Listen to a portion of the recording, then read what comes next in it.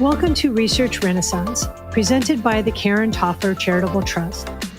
Embark on a journey into the forefront of cutting-edge brain science as we feature insightful discussions with a diverse array of guests, from early career researchers pioneering groundbreaking science to influential voices in investment communities, policymaking, and research institutions. Together, we delve into neurological diseases, their causes, treatments, and the quest for cures. Join us in advancing our understanding of the brain and addressing its ailments. Welcome to Research Renaissance. I'm Deborah Westphal, your host and guide through the fascinating future of the brain. Joining me today is Dr. Vijaya Kolachalama, Associate Professor at Boston University. Vijay is also a 2021 Toffler Scholar. Today, we will discuss how Vijay and his team are developing software frameworks that can assist neurologists in dementia screening of patients. So let's dive in. Vijay, welcome. Thank you, Deborah, for having me. How are you? Good. We just found out that you just got promoted. Congratulations. Thank you. Yeah, it happened a few months ago. So now officially I'm an associate professor. That is amazing. That is wonderful. Well, congratulations. So, been looking forward to this discussion for a couple of weeks, and I know you and I have spent quite a bit of time over the last couple of years talking about what you're doing and really transitioning your research. And so, I'm very excited to have this discussion with you today. But I would like to just kind of start off with, can you elaborate on this concept of creating methods to fit the science rather than making science fit methods? You have this on your website. What does that mean? Yeah, thank you for asking that question. And I think that's kind of has been our lab's mission statement. And I think it has been deeply motivated by the fact that I'm very lucky enough to have students coming from different backgrounds in my lab. Some of them are PhD students in computer science who aim to get a PhD, and also some of the school students from the medical school who are getting their MDs. Together, we kind of really try to solve these problems that are relevant in clinical medicine. And oftentimes what happens is that, when we try to identify a problem, we find that there is a need for us to really think deeply about the problem. And while we are thinking about the problem, we feel like there is a need for innovating on the method side of things, right? So we're kind of motivated by the fact that we should really focus on first thinking about the problem and try to find ways to effectively solve the problem. So which means we don't want to sort of take some off-the-shelf methods to sort of fit everything. Rather, we want to focus on innovation, on creating new methods, new algorithms that hopefully can solve the questions that exist in clinical medicine, right? So that has been our motivation. That also kind of really encourages our students to really think deeply about the problem, at the same time also work together as a team to sort of innovate on the method side of things as well. So one of these problems that you have decided you want to work on was dementia screening. Can you talk a little bit about how did you choose that problem? And then, how do you bring these new methods rather than me asking you about software? I mean, you came to software frameworks to be a part of that, but what was that process of creating those new methods to solve this problem in dementia screening? Right, yeah. So again, broadly, our lab is interested in machine learning and AI methods in the context of medicine. But I think the context of thinking about dementia, I think has been because I've been at Boston University working with some amazing researchers who kind of really taught us, on what kind of problems we need to think about. Because of course, in medicine, there are many, many problems. Some of them are, big ones like, infectious diseases and cancer, if you will. But I think I've been deeply motivated by this aspect of dementia screening because it's kind of really an interesting question. And I think as more people are aging, the aging-related conditions are on the rise, and especially in the context of dementia. And only recently we have had some drugs that got approved for specific indications such as Alzheimer's. But broadly speaking, I think there are not many cures available for dementia. And because of the fact that there are not many cures, I think there is a need for us to really think about ways to identify these things early on, and making sure that once we identify them early on, somehow figure out ways to manage those patients, right? So there is a pressing need in terms of building new methods or new technologies to sort of really think about how to effectively identify these persons who are on the process of cognitive decline, and somehow figure out ways to tackle that. So, and in fact, globally speaking, we are talking about over 50 million people who I think are potentially diagnosed with dementia or related conditions. So I think the World Health Organization has highlighted dementia diagnosis as one of their pivotal objectives recently. So it's a global problem. It's kind of really an unmet need, and at the same time, we feel like technology can be utilized and more methods can be developed to tackle this question. So that's why we are kind of motivated. And I think you mentioned to me a couple of years back that there's really a shortage of neurologists at this time of need for patients. Can you talk a little bit about, that marketplace dynamic, if you would, of we just don't have doctors to do this? Yeah, I think it's another angle as well, because clearly neurology practice is an interesting practice compared to many other clinical practices. For example, if you're talking about interventional radiology, for instance, it's very procedure driven, right? So the healthcare system has evolved so much that the interventional radiologist performs certain procedures and they get reimbursed. So, which means their compensation is sort of commensurate to their activities. But while in the context of neurology, it's a little bit more challenging and more complex, because most of these neurologists spend a lot of time dealing with patients directly, seeing them, talking with them, examining them, and it's an exhaustive process. And as the healthcare system has been evolving in the US, one thing I've observed is that most trainees are now inclined towards selecting certain specialties based on the workload, based on the type of work that they have to do, and so on and so forth. And the compensation is sort of again connected to that. And for these reasons, there are certain subspecialties I think are facing some challenges. That includes neurology as well, where I think less and less number of trainees are interested in the profession. And at the same time, on the other side, we have more and more people who are actually in need of seeking a neurologist for testing.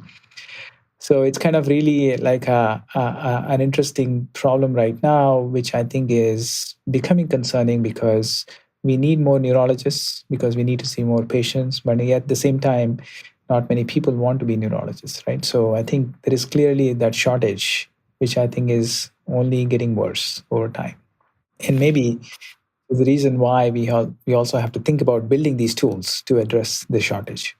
Yeah, it's kind of a scary thought, actually, that you've got more and more cases of the disease and less expertise out there to address it, and it feels kind of almost like running out of time in a lot of cases.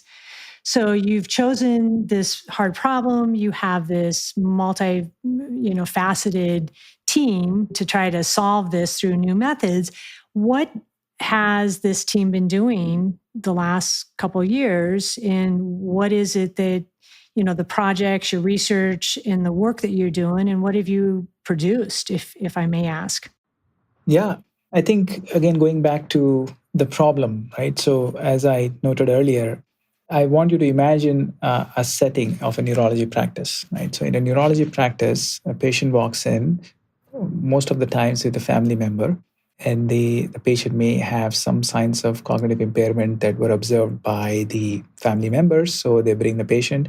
And typically, by the way, from the time the patient is exhibiting these symptoms until the time they actually get the appointment, we're already talking a few months, because it's really hard to get an appointment due to the shortage. So already there are the family members may have been observing this impairment for a few months, and they get the appointment, and then they do certain tests, for example, or maybe they see the primary care physician, and finally they end up in the neurology practice. So the neurologist is basically now spending time with the patient and the family member, trying to basically understand the situation. Of course, looking at their history and talking with the patient, getting some information on what happened. They probably administer some cognitive tests. They look at their lab values. And if there is an MRI, for example, or some other imaging done, they look at those things. So effectively, the neurologist is spending that hour talking with the patient with their own expertise, looking at all these different aspects of the things, and then trying to solve that puzzle as to what exactly the patient has.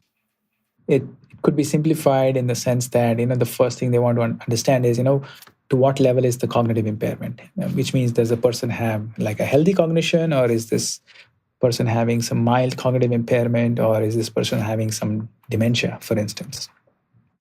And once they understand that dimension, then they want to understand, what is the cause of this cognitive impairment? Is it due to Alzheimer's disease, or is it due to Parkinsonism? Is it due to some, alcohol abuse, for instance, or some vitamin deficiency? There are many, many reasons why somebody can get dementia, right? So Alzheimer's disease is the most common cause of dementia, but there could be many, many reasons why somebody can get dementia, and some of them are reversible, some of them are not reversible, unfortunately. So effectively, the neurologist is now acting like a data scientist, right? Because they're looking at all these different things, data, forms of data, and then trying to understand exactly what the person has. So what has been our motivation was to sort of really think about how to mimic that neurology expertise in the form of a computer model.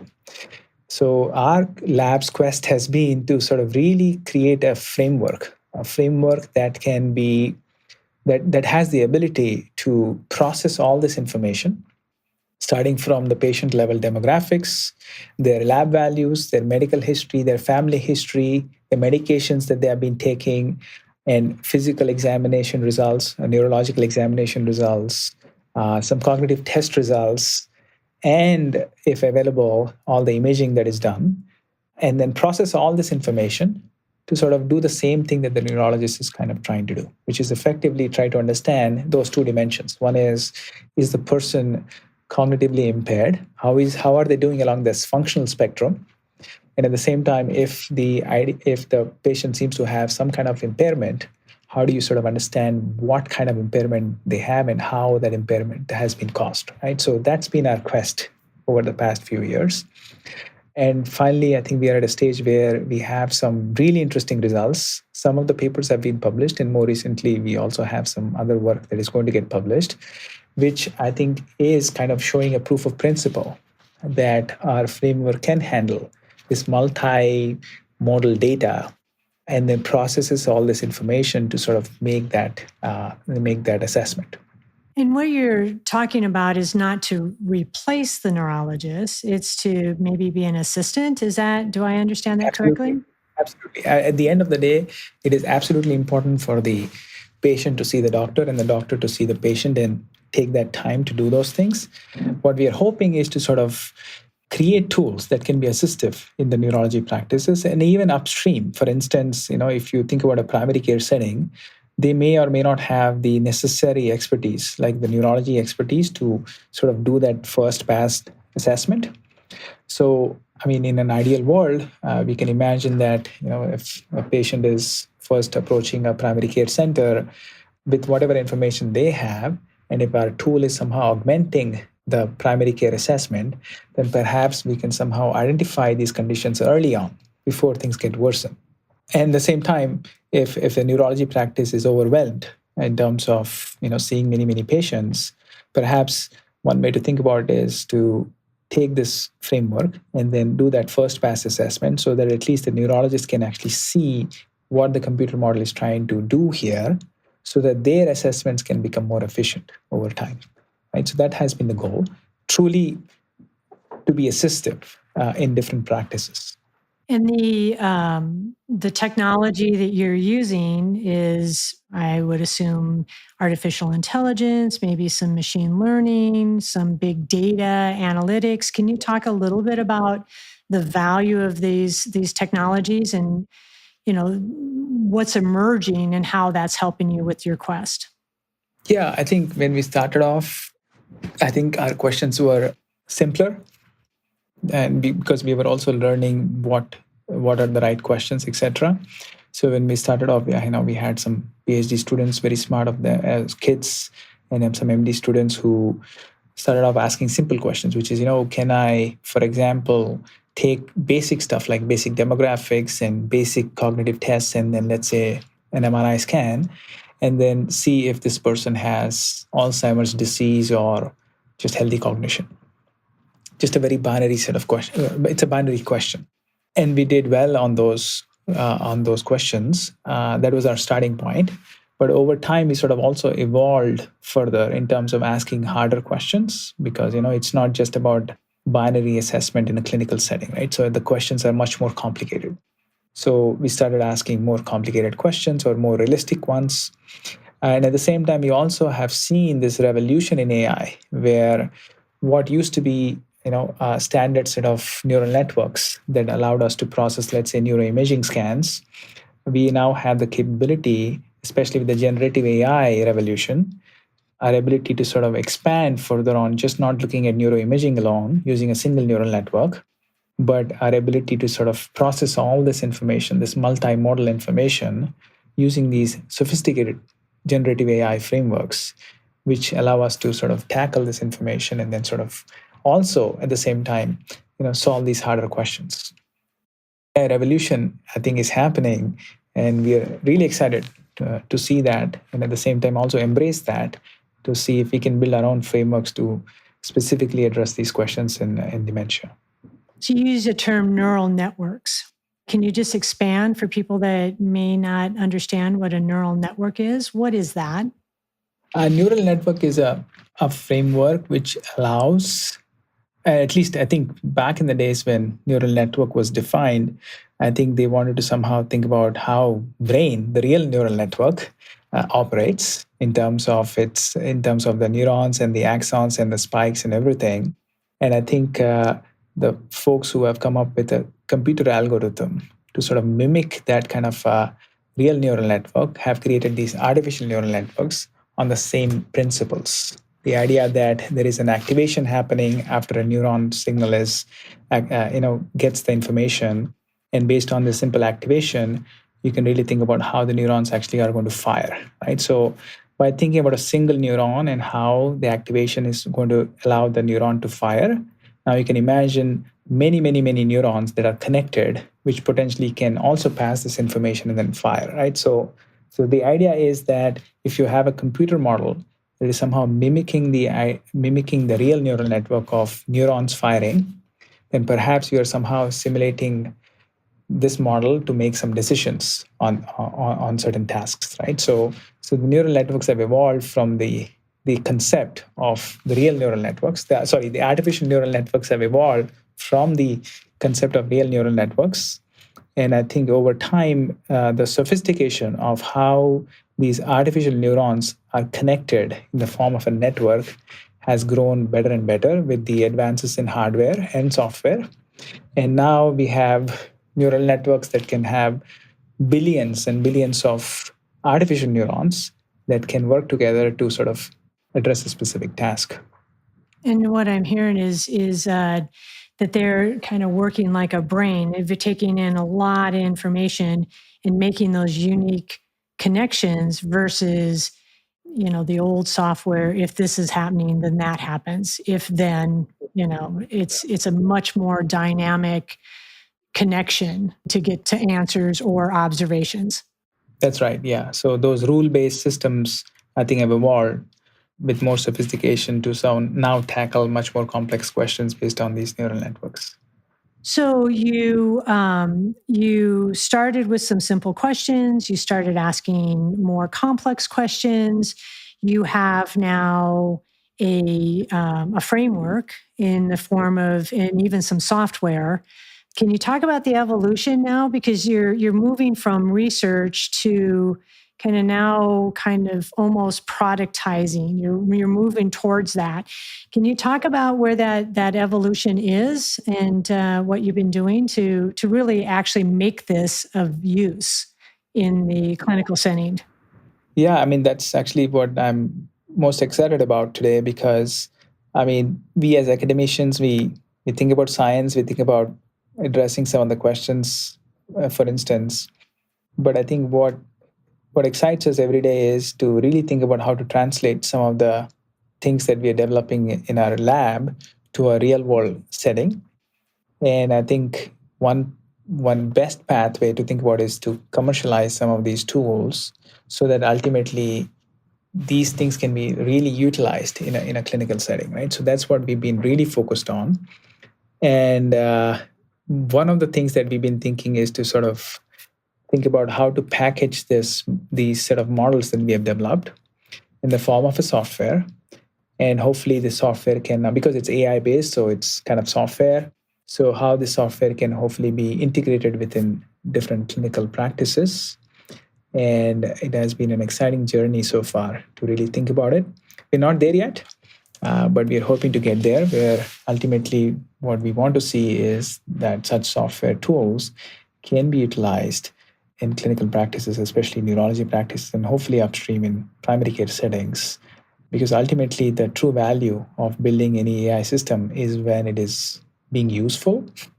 And since we are focused on neurology, ultimately we want to see these tools in a practice where somehow, imagine again a situation where even before the patient visit, somehow some of this information is entered into the software, and the software is kind of making that early assessment, which is now maybe in the form of a report is given to the doctor before the patient walks in. Then the doctor has some information in the form of a summary, which they can potentially use to efficiently move forward with the next step, right? So that would be, I think, the ultimate goal, to really see the AI-based tools in real-world practice. And we feel like the best way to do that is through commercialization. And so to do that, to kind of get over that chasm, if you would, from being a researcher to more of an entrepreneur, startup kind of capability, I would imagine it's a different kind of data and information that you needed. Have you prototyped any of this? Have you put it in situations which is more real to gather some of that information? Yeah, we are working on that right now. So some of the early things we have done was, again, the models have been built on many thousands of cases. And then once the models have been built, we sort of package those models in the form of a software. And we started approaching some of these practices to see if they would be willing to test these things. And some of the folks were interested, and then we started to really have discussions with them. And some of them already started testing some of their own patient cases retrospectively on the software, and they see some promise in terms of how these things can be utilized. But there are so many other things that we still need to work on. For example, you don't want to increase the workload of a physician. The goal is to decrease the workload. The way to decrease the workload is somehow to work on some additional aspects, such as automating some of the data upload into the software, connecting with the existing electronic health record systems, making sure that the data that they are collecting is somehow mapped with the software that we have. Because research data is different, right? So when we build these models, we build it on research cohorts. But now translating that to real world, there are some practical challenges that I think we have to address, and we are slowly working on each one of them, right? So there are multiple things that we still have to do, but the initial set of things that we did have allowed us to perform some pilot studies where the providers have begun to see some value in terms of what the AI model is going to provide to them. But yeah, I think there are more things to do, obviously. So I don't know, when you started in research, if you ever thought your pathway, your personal and professional pathway, would be researcher to entrepreneur, but here you find yourself kind of in that position. What are some of those unique challenges, and what's really kind of surprised you, or what are you learning about being a researcher entrepreneur? Because there's not many of them. If you take in consideration, usually people stay in their lane, but you're bridging both sides. Can you give some insight into what you're learning and what the challenges are? Well, I'm very excited about it. I don't think I call myself yet as an academic entrepreneur, but I want to be one of them. I'm definitely working towards it, and I think we have wonderful lab members who are also really interested to do this. So I'm actually grateful for that. In terms of the challenges, I would say it's completely it's a different ball game, right? I think, and as an academic, I think when I started, as a faculty member, I think my only goal has been to do research, which means I had to write grants, research grants, get some funding, support students, think about research, and then publish papers and repeat the cycle. That has been the goal, and still it is in many ways, because if I have to sustain, I have to get research funding continues. But while it is happening, and because of the fact that we are seeing so many different things in the field of AI and the applications of AI in healthcare, I think it is just simply motivating for us to think about translation. And when I'm seeing that there are certain other places where AI is being used in a more meaningful way, in terms of, let's say, reaching the patient or reaching other consumers, for instance, it just feels like that could be a very fulfilling task if it happens. So just inspired by the fact that we are at the right place at the right time and doing these things in the at this moment has been the case with us too. And in terms of challenges, I would say so many challenges exist. I mean, I think, again, one model that I'm familiar with, which is, how to do research, which is, you write grants, you support students, and then you work with the students, and then you think about good questions and then publish papers and repeat. So that's a model that I'm very familiar with. But when it comes to entrepreneurship, I think taking that idea from a lab setting to a place where it can be commercializable, I think is a very, very interesting challenge. And I think it's worth pursuing because ultimately, if you're thinking about the entrepreneurship angle, let's say an investor, for instance, right? So, an investor is mainly interested in, let's say, putting some dollars into your idea. I think they obviously want to look at how this can be commercializable, how such things can generate revenue, how ultimately it's going to make money. And unless they see that clear path, not many investors would want to invest in an idea. Some people do, but not always, right? But a better way to sort of attract investors and then hopefully generate a product which can be commercializable is to really think about those aspects, right? What are those questions that we want to ask today? Where you have simply, let's say, a software that is based on research data, and how do you sort of take that to a setting in a real world where you somehow build that framework that can work in a real world setting, while at the same time demonstrate the economic benefit, for instance, or a clinical benefit in a real world setting that ultimately would allow us to clarify what kind of value this is bringing, whether it's commercial benefit or whether it's commercial benefit with some clinical benefit, or maybe both. Obviously, we need both. So I think showing that clinical benefit is, I think, the biggest challenge. And I don't know if there is one simple rule to do this. Some people probably are lucky to convince the investors to get some early stage funding to go through this path, and probably some investors, some others have to probably spend different ways to sort of get there to then show the value, right? So I don't think there is a simple rule to do this, but at the same time, it's very exciting to think about ultimately how such tools can actually show value, because unless we show value, nobody's going to believe in that, right? So that path, I think, is what is exciting. And every day we learn new things. There are so many different questions. Is this, for example, going to seamlessly integrate with an EHR or an electronic health record software, or is this going to somehow actually save time of the clinician, or is this going to actually increase the revenue of a hospital system, or is this actually ultimately going to show some clinical benefit, right? So these are some, I mean, sometimes you might think that these are simple questions. I mean, they are in many ways, but at the same time, showing actually the quantifiable value, I think, is the biggest challenge. And that has been our goal, to do that. So you're learning along the way the art and the language of business. Personally, how what do you do to do that, and how hard is that? Because they're very different perspectives, motivation, even taxonomy, language. How do you personally try to keep up with this while you're doing your research and you're trying to make things meaningful? First of all, I think it's not just me, but I think it's a team of people who are all working together. And in this team, we not only need researchers or scientists, we also need people with business background who can speak that language, who are also teaching me the language.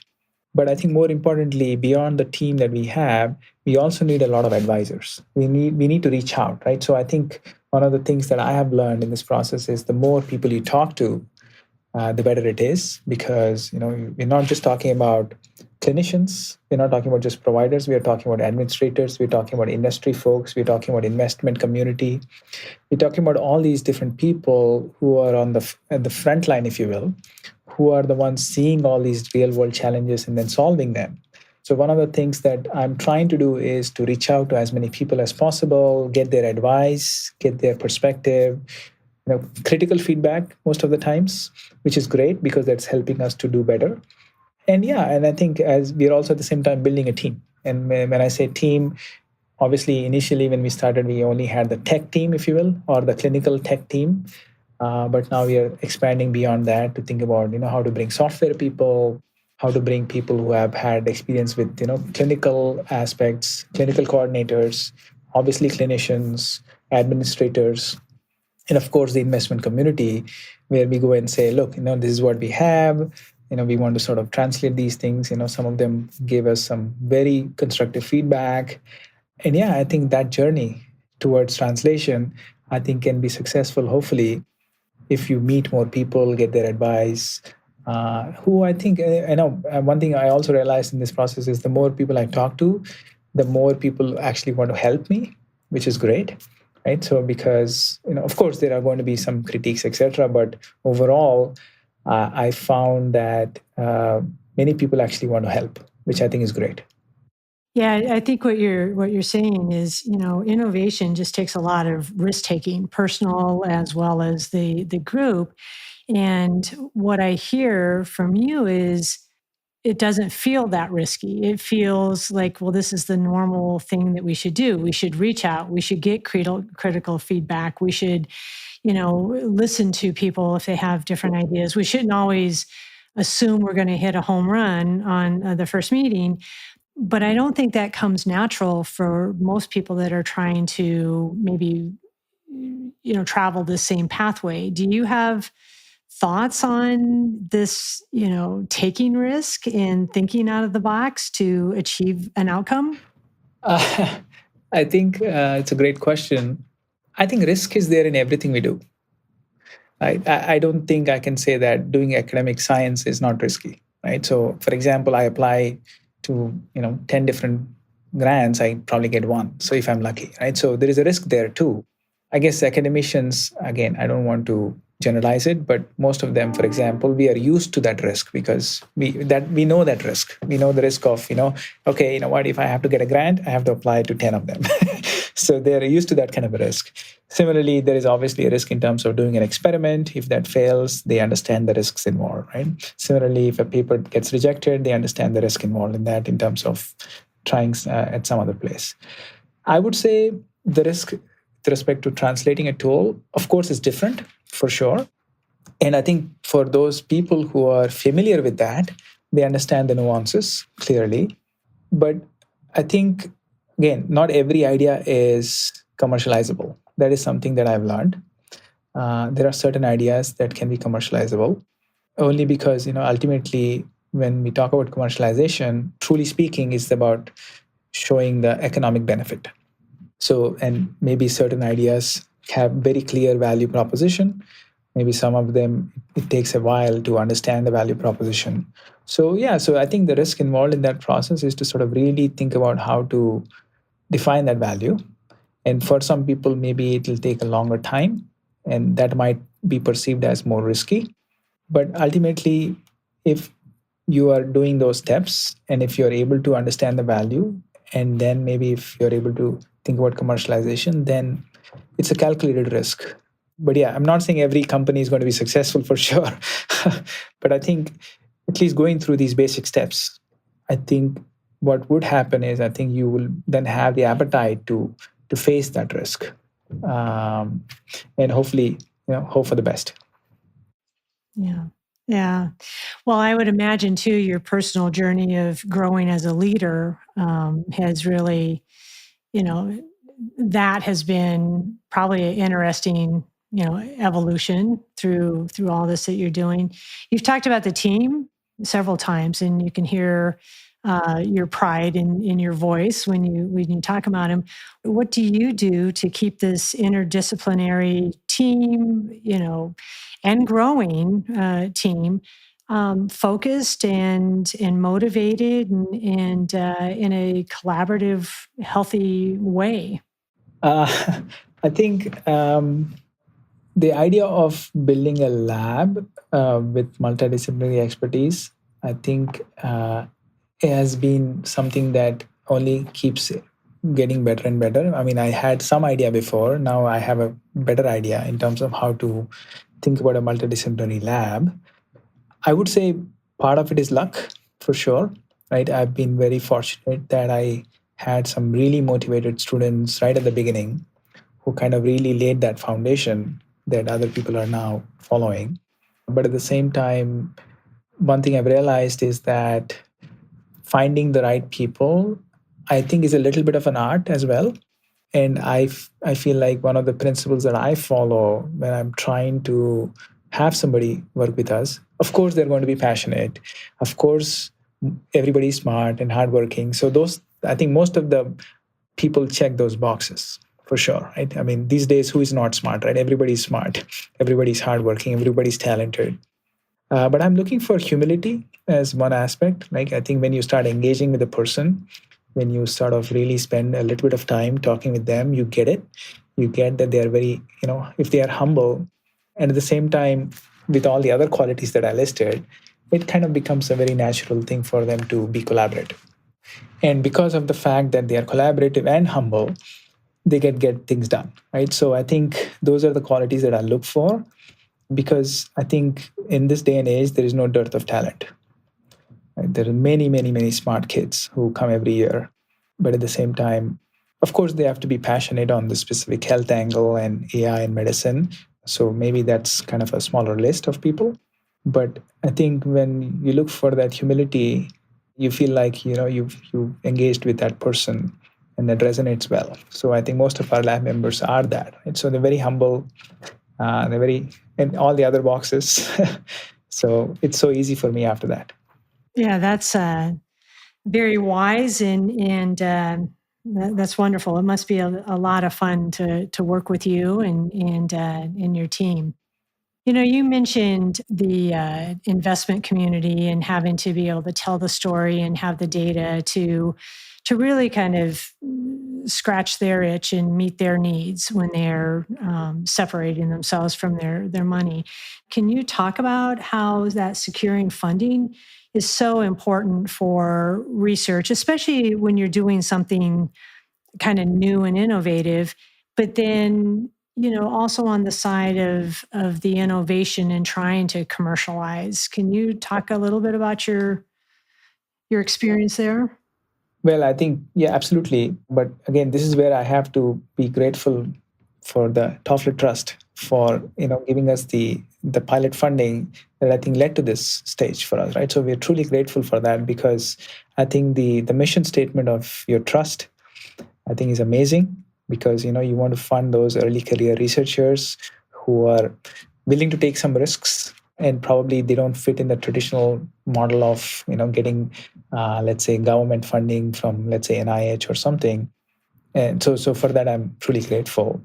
But again, if you really think about how research is funded in this country, or probably everywhere, is most of the research is based on trusted science, right? Low risk trusted science, and you have to build towards that, right? So most of the fund, it's pretty good model in many ways, but I think it's based on the fact that you slowly build your scientific rigor, you establish your preliminary data, you put all those pieces together, you show a track record, and then you sort of propose an additional step, which usually gets funded. And that over the years can really reach to an amazing place where we have discoveries and inventions. But the other model is to, if somebody who's an early career researcher, like I was a few years ago, and I had some inclination of doing something like this, I probably would not have imagined going to an IH or some other place to ask for research dollars. And that's where I think Toffler Trust came to play. And I think that really fueled us to really think about some risk taking. When I say risk taking here, it's in the context of the academic setting.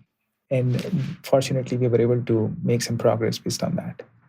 Yeah, I really appreciate, and the trust really appreciates the kind words, and I know the trustees and those of us that work for the trust are very proud of what you and your team have done. So I do appreciate those kind words. And you've gone on to get other funding. You've gotten much bigger than our grants, and that that's a pretty amazing thing. If you can get some proof of concept, if you can get some some publications, and then you can go off to do bigger and better things because you have some of that proof of life, if you would. Absolutely. Like you said, I mean, thank you again. So I think that's the thing, right? So how do you get to that stage? How do you get to that stage where people recognize what you do? Or how do you get to the stage where you can write a proposal that is solid in terms of preliminary data, track record, and sort of scientific innovation and significance that extends that? And I think that initial seed, which I think was the reason why we went to that stage, and now fortunately, we have had some funding from NIH, where we wrote applications and proposals based on our work that was done before, and I think that's what is keeping us move forward. Yeah, that's great. So you talked about working with stakeholders and clinicians and all of the investors, and is do you think this is kind of a new model for, and it can't be for all research because some research is really just basic science, but do you think this is a new kind of platform for getting stuff out of the academic environment into more commercialization quicker? Well, I think it depends from where from where you're seeing this from, because I know I live in Boston. Right? I think there are so many examples in Boston that I can easily look at where academic researchers have translated their ideas and their tools to the real world setting. And I'm sure it's not just in Boston, in many other places around the world. I think that model has been there, where an idea started in the lab, went on to become, a commercial entity. Even, for example, even the COVID vaccine, for instance, somehow I think ended up, in most of them, I would say. So, so I don't think from that standpoint it is new, right? I think it's been there. Uh, but at the same time, I do agree with one aspect, which is a lot of academicians may not think of this thing as the way to move forward in their careers, partly because they could be doing science that may not be kind of immediately translatable. That could be one reason. Part of it is because of their own mindset of thinking about academia, which I think is also important. So there could be multiple other reasons why not everybody thinks about translation. But I guess I've been kind of inspired by people who I have seen, at least in Boston and a few other areas, where they really force themselves to think in that direction of translation, right? So yeah, role models are important, right? So I think if you pick a role model who is doing this, then maybe you can always look up to them and then see how they do these things. And I've been very fortunate to be in the Boston area where I see many of them every day almost, right? So it's a great place to be. Yeah. So looking ahead into the future, pick your time frame, 5, 10 years. What are you the most excited about or the most hopeful about in your area of focus? I'm definitely excited about the fact that AI is now getting accepted, if you will, in the context of neurodegeneration and Alzheimer's dementias, because I also attend some of the conferences that are focused on Alzheimer's and other related dementias, and now I get to become a speaker. Few years ago, I don't think that has happened. So clearly, there is a progress on that front, and people are slowly beginning to at least accept the idea, or at least look into this idea of thinking about a technology like AI, trying to be part of this whole field. So what I'm excited about is that I think in the next 5 years, hopefully, there will be more tools that are AI based that will be integrated within a clinical setting, more sophisticated tools, right? I think what used to be AI 5 years ago is no longer the same AI. I think the AI also has evolved so much that it's getting better and better and better, so that you can take that amazing tech to then address some of these interesting clinical questions. I think is amazing. So that's the excitement I have. I look forward to seeing more AI integrated into the healthcare system. Hopeful about, I think clearly, as you can imagine, I'm on the positive side of how AI can impact the world. But there are some challenges I think we need to think about.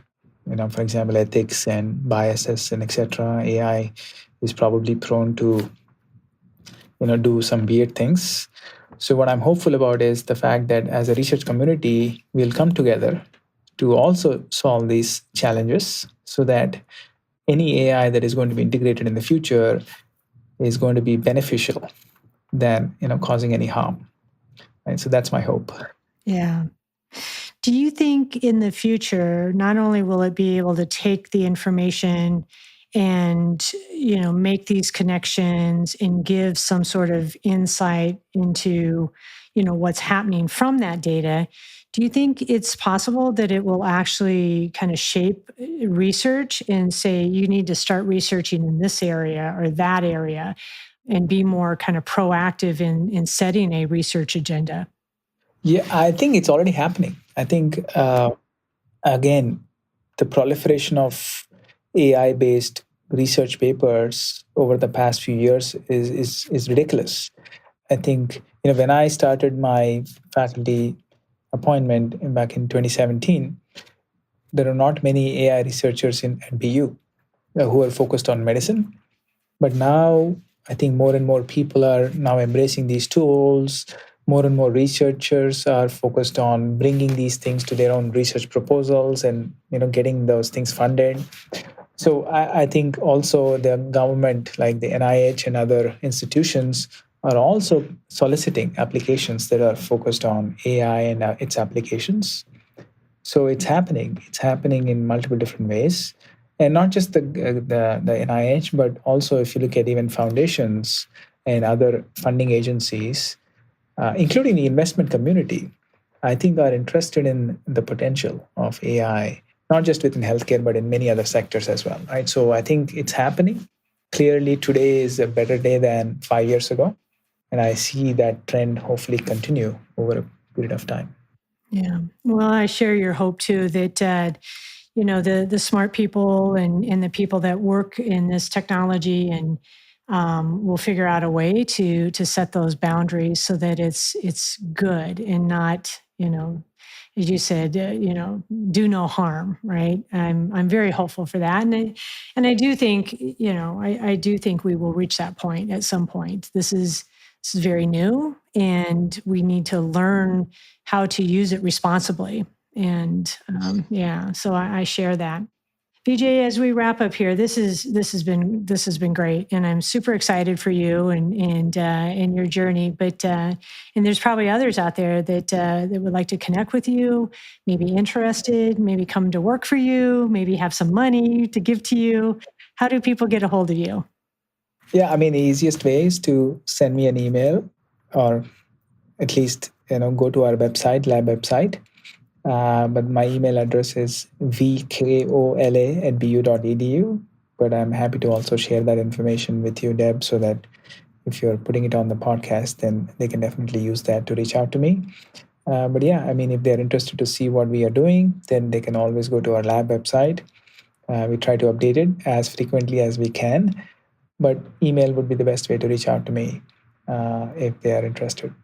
Wonderful, wonderful. Well, it's been for me a real thrill to talk to you and get some updates. And thank you for very much for your time, your passion, and just your in a lot of cases your mentorship. So thank you. I appreciate that very much. Thank you, Deb. This has been an honor for me. I mean, I keep telling my colleagues that I'm a very proud Toffler Scholar and one of the earlier ones at BU.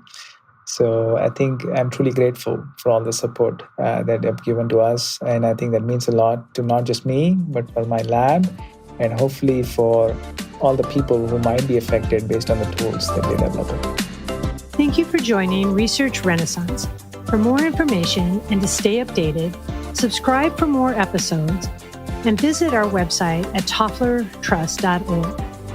Feel free to call us if you have any thoughts, suggestions, or just want to find out more about the Karen Toffler Charitable Trust. Until we meet again, onward and upward.